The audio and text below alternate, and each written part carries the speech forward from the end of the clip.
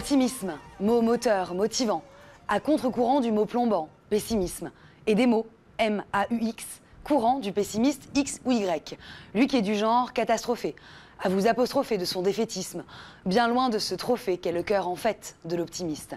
Et pourtant, comme le dit Guitry, il lui faut être optimiste pour pouvoir supporter son pessimisme, au risque de finir tout blanc, à broyer du noir, la mine grisée, l'humeur pâle.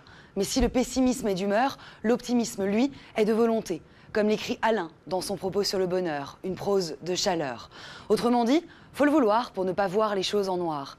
Néanmoins, je ne voudrais pas faire œuvre de pessimisme, mais il est un optimisme qui en fait peu œuvre de volonté. L'optimisme candide de celui qui, certes, ne voit pas la vie en noir, mais la vie en rose. Tout sauf morose. Or, l'optimisme n'est pas seulement l'état d'esprit de celui qui, un brin naïvement et sans faire grand-chose, s'attend au meilleur, fût-il haut en couleur.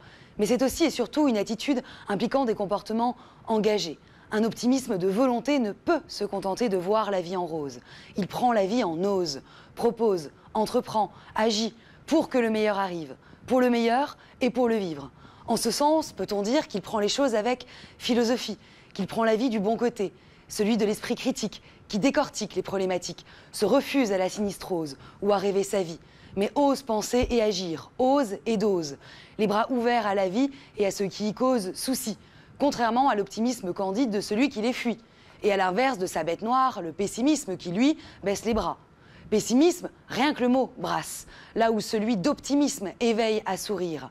Qu'on l'entende, le dise, le crie ou l'écrive, voilà un mot à incarner. Si, prends un carnet, une feuille blanche, et noir sur blanc, écrire optimisme, y lire opt, émise et optimise, relire la terminologie me, qui est d'ailleurs le pronom de la première personne, et en anglais, me signifie me, moi. Aussi s'enfiler à l'anglaise, se demander qu'est-ce que l'optimisme, sinon ce qui m'optimise, moi. Ainsi est mon éthique de conduite ou ma prose de vie, en m'apprenant à prendre la vie en ose plutôt qu'en rose, l'optimisme m'optimise.